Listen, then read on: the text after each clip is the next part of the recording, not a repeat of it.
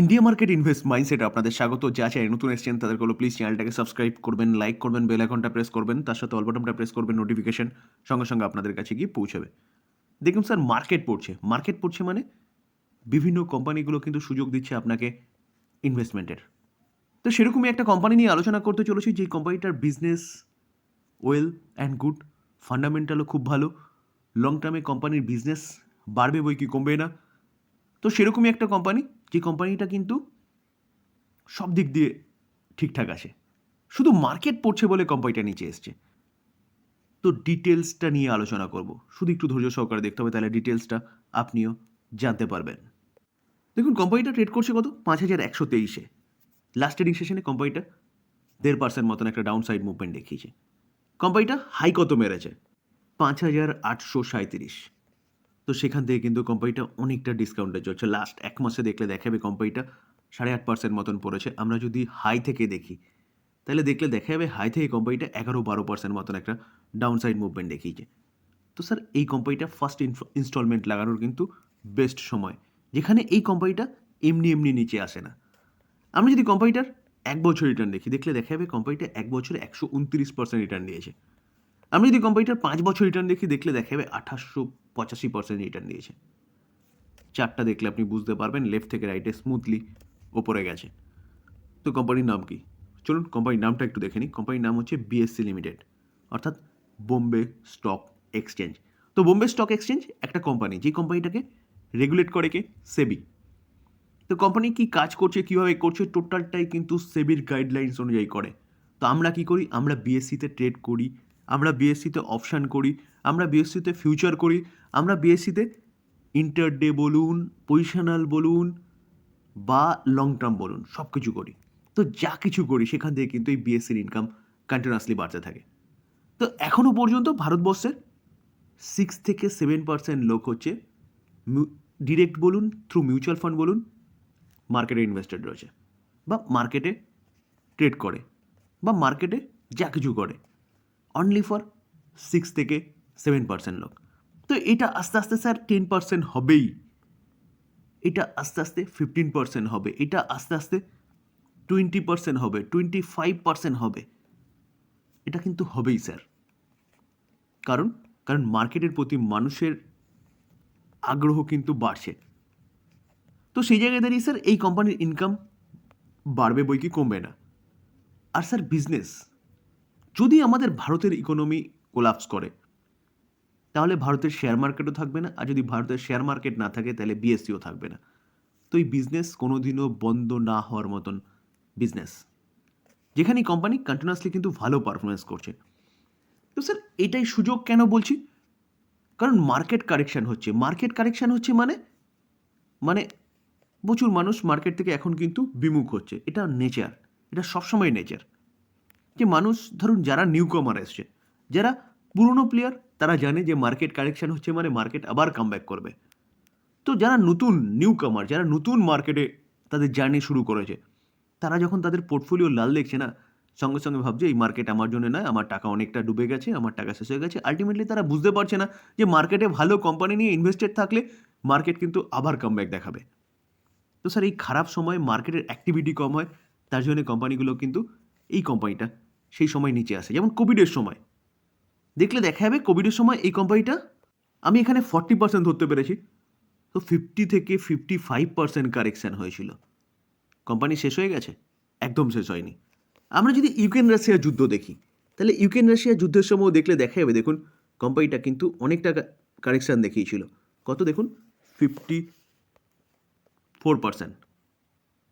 তো sir company শেষ হয়ে গেছে? দেখুন কোম্পানি কিন্তু সেখান থেকে দেখলে দেখা যাবে, অর্থাৎ ইউক্রেন রাশিয়া যুদ্ধ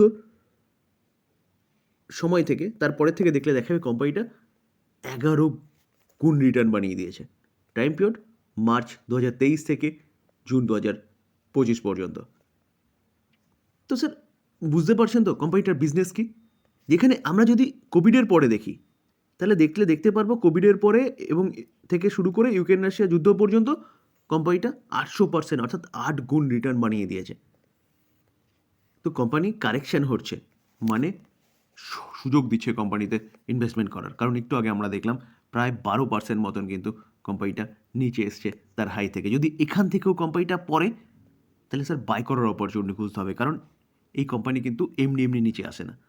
যখন মার্কেট আবার ভালো ছুটতে শুরু করবে তখন থেকে আবার প্রচুর মানুষের সমাগম হবে মার্কেটে, ট্রেড হবে, এফএনও হবে, পজিশনাল ট্রেডিং হবে, ইনভেস্টমেন্ট হবে, এই কোম্পানির ইনকাম কিন্তু আবারও বাড়তে থাকবে। তখন কিন্তু এই কোম্পানিটা ধরাছোঁয়ার বাইরে চলে যাবে। তো এতটা কেন বললাম?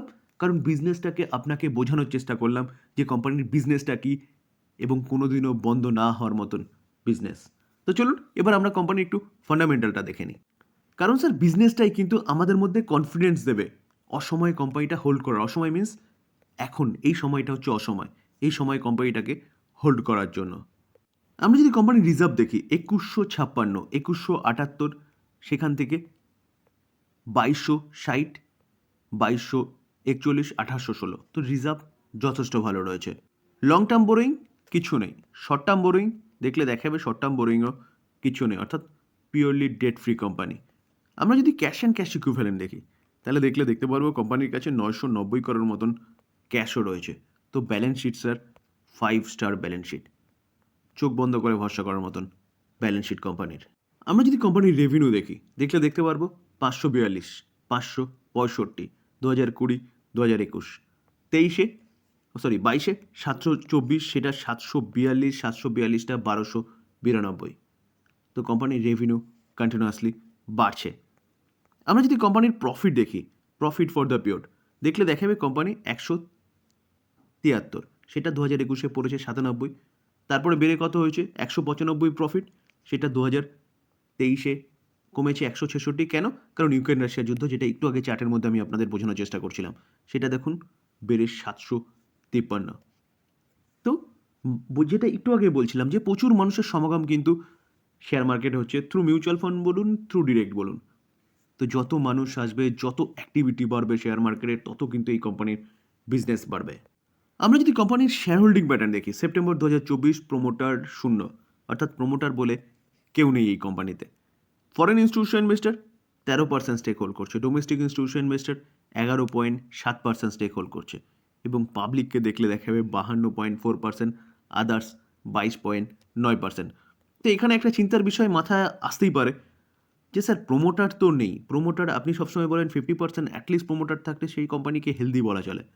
তার পাশাপাশি প্রোমোটার নেই, ঠিক আছে, তার পাশাপাশি আপনি বলেন যে এফআইএস ডিআইএস থাকতে হবে। দেখুন স্যার, কোম্পানিটা বিএসসি, একটা এক্সচেঞ্জের মালিকানা হয় না। তো এক্সচেঞ্জকে রেগুলেট কে করে? সেবি করে। প্রতি মুহূর্ত এক্সচেঞ্জকে দেখছে কে? আমাদের রেগুলেটরি কে? সেবি। তো সেই জায়গায় দাঁড়িয়ে এই কোম্পানি নিয়ে ডিফল্ট বা ফল্টের চিন্তাভাবনা মাথা না রাখাই ভালো, সেরকম কোনো ব্যাপারের জায়গায় যাবেই না। তার পাশাপাশি foreign institution investor, domestic institution investor মোটামুটি ঠিকঠাক আছে বলতে পারেন। যেখানে আমরা যদি দেখি তাহলে এখানে দেখছি কত, মার্চ 2022 ডোমেস্টিক ইনস্টিটিউশন ইনভেস্টার 1.3% ছিল।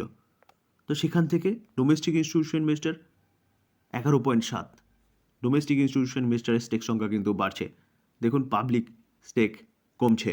আমরা যদি মিউচুয়াল ফান্ডের হোল্ডিং দেখি 8.34%, 95টা মিউচুয়াল ফান্ড রয়েছে। নিপন ইন্ডিয়া 1.85% স্টেক হোল্ড করছে, এইচএসবিসি 1.29% স্টেক হোল্ড করছে, এবং ইনভেস্টকো 1.23% স্টেক হোল্ড করছে। ফরেন ইনস্টিটিউশন ইনভেস্টার 12.98, 274টা ফরেন ইনস্টিটিউশন ইনভেস্টার এই কোম্পানিতে রয়েছে। তার মধ্যে New World fund 1.19% stake hold করছে। ইন্স্যুরেন্স কোম্পানি 2.42%, 40টা ইন্স্যুরেন্স কোম্পানি রয়েছে।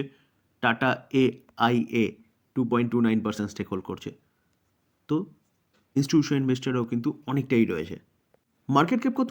69,000 কারোর, একটা লার্জ ক্যাপ ক্যাটাগরির কোম্পানি, যেখানে P84 রয়েছে, P একটু হাই রয়েছে। রিটার্ন অন ক্যাপিটাল এমপ্লয় দেখাবে কি আছে 20%, রিটার্ন অন ইকুইটি 15.2%, দুটো ঠিকঠাক রয়েছে। ফেস ভ্যালু 2 আছে, মানে কোম্পানি কিন্তু পরবর্তীকালে স্প্লিটও দিতে পারে, এবং ডিভিডেন্ড ইল্ড কি বলছে 0.29%। আমরা যদি কোম্পানির সেলস গ্রোথ দেখি 10 বছরে 13%, 5 বছরে 20%, 3 বছরে 36%, কারেন্ট ইয়ারে 119%।